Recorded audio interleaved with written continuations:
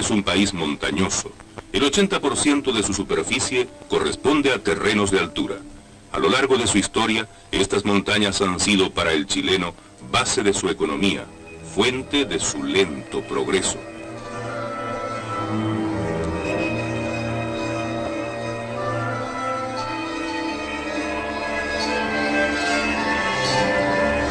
Infinidad de ricos minerales conforman la materia de las altas cumbres. El cobre es uno de ellos. Chile fue y es conocido en el mundo por su cobre. Fue y será también el gran abastecedor del metal rojo.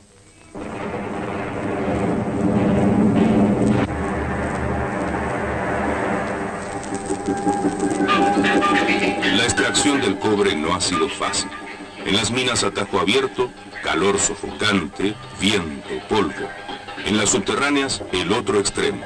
Temperaturas de 20 grados bajo cero, nieve, avalanchas, derrumbes. Pese a la creciente mecanización de las faenas, el hombre, el minero chileno, ha sido y es el principal motor de esta máquina gigantesca. Sin embargo, estos hombres y sus familias han conocido y vivido una historia negra. Recuérdense las pulperías. En vez de sueldo, mercaderías o alimentos que enriquecían aún más al pulpero, al pulpo, a la compañía.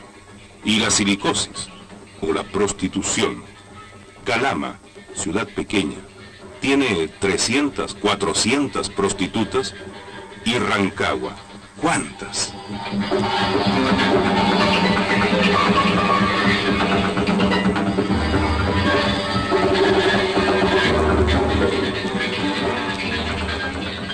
En 50 años, las compañías norteamericanas se llevaron 1/3 de lo que es Chile, o 1/3 más de Chile, en crecimiento y progreso.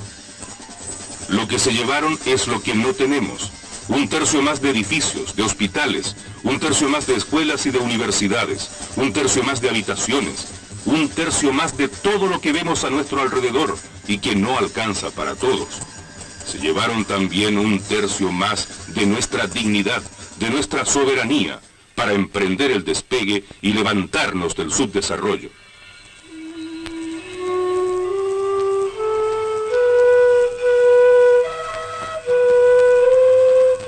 Potencialmente rico, Chile ha sido un país pobre, con un lento desarrollo.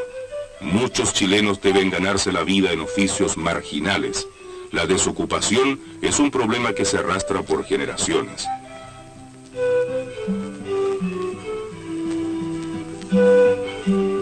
El más fuerte azote del subdesarrollo lo reciben los niños. 25 de cada 1000 de ellos nacen muertos cada año. Los que sobreviven afrontan la desnutrición, el analfabetismo. 30% de ellos sufren de deficiencias mentales. Pero cada familia proletaria sabe esto mejor que las estadísticas.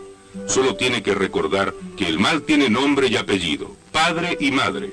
Subdesarrollo chileno, hijo de imperialismo y de dependencia.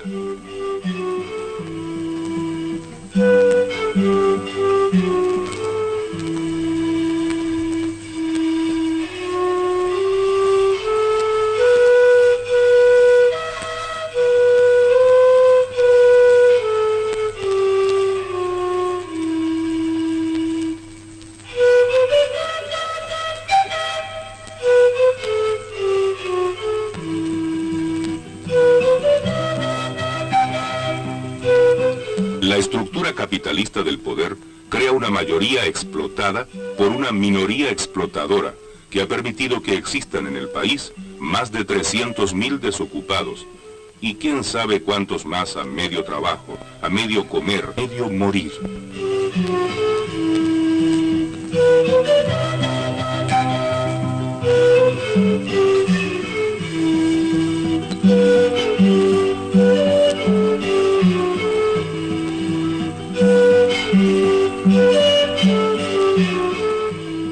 La vida bajo el subdesarrollo es así, arrastrada, pobre, mezquina.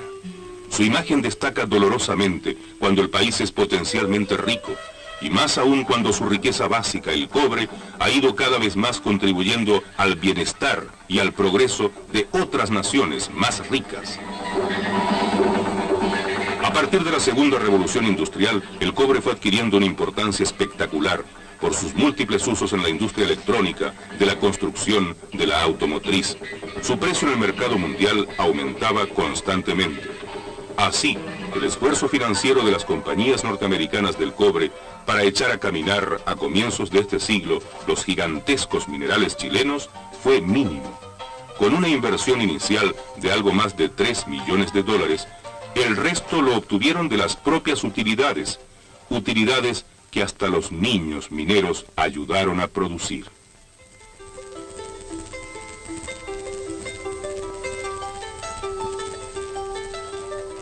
Durante medio siglo estas compañías ejercitaron el chantaje, el soborno y el saqueo de nuestra economía, con la colaboración de la burguesía chilena entronizada en el poder.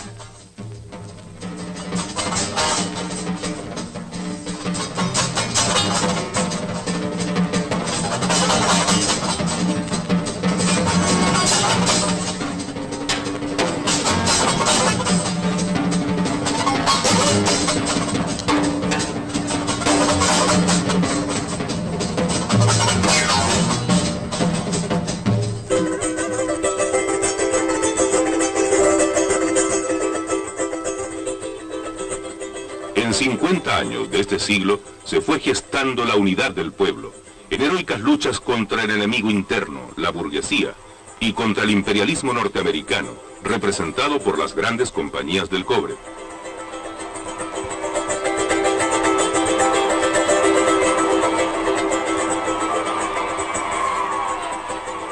La violencia de los gobiernos reaccionarios se volcó sobre los partidos populares, que vieron sus propósitos reiteradamente desechados por la decisión democrática de una pseudo mayoría.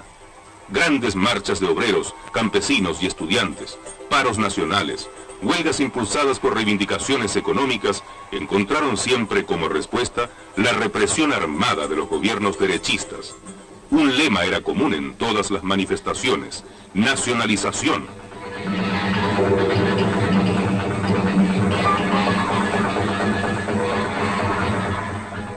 Para sus guerras, justas o de agresión, el imperialismo usó a Chile a su antojo. En 1941 bajaron el precio del cobre chileno, mientras bonificaban el producido en ese país. Durante la guerra de Corea, vendieron el cobre chileno más bajo del precio real. Y para atacar a Vietnam, el cobre chileno fue vendido a la mitad del precio del mercado internacional.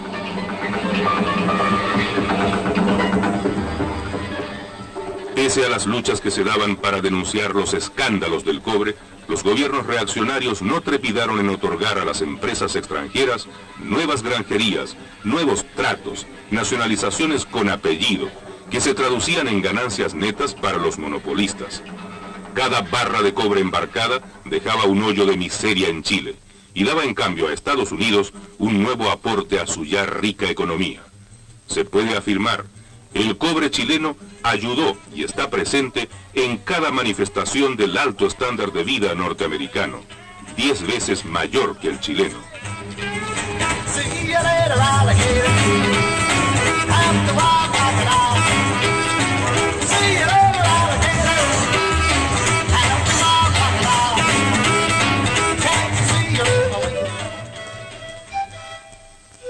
País dependiente, Chile aceptó el estancamiento de su propia industria al dejar que las compañías norteamericanas elaboraran el cobre chileno en Estados Unidos. Los grupos económicos de la burguesía terrateniente, controlando en el país los medios de comunicación, los bancos, las industrias, el comercio, se alió naturalmente a las compañías extranjeras, encerrándose en su ocio productivo e ignorando la quemante realidad del resto de los chilenos.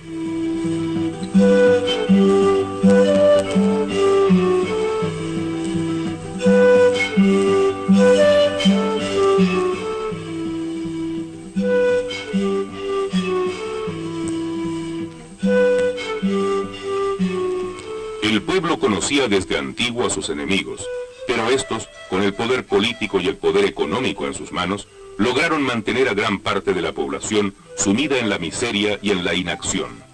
Tan fuerte era el poder del imperialismo que parecía que jamás podría cambiar esta situación.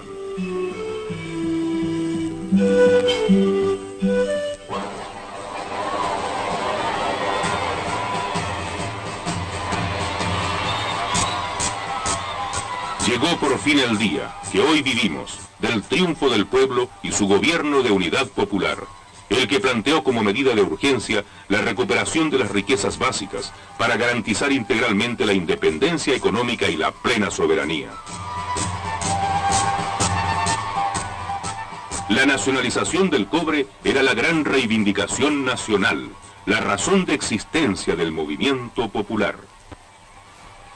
En la histórica Plaza de los Héroes de Rancagua, el 11 de julio de 1971, el presidente Allende proclamó esa fecha como el Día de la Dignidad Nacional.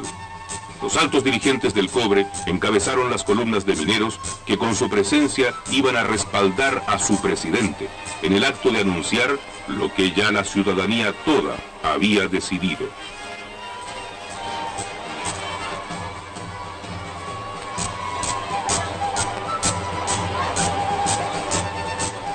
La incorporación del cobre al área de propiedad social servirá de base al sistema que debe regir en Chile y que será capaz de orientar la economía e impulsarla hacia el desarrollo.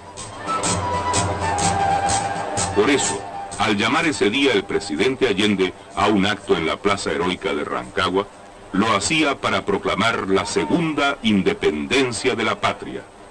Consciente de la responsabilidad de los trabajadores del cobre para consolidar esta victoria, dijo: los trabajadores del cobre no serán dueños de las minas para beneficio exclusivo de ellos.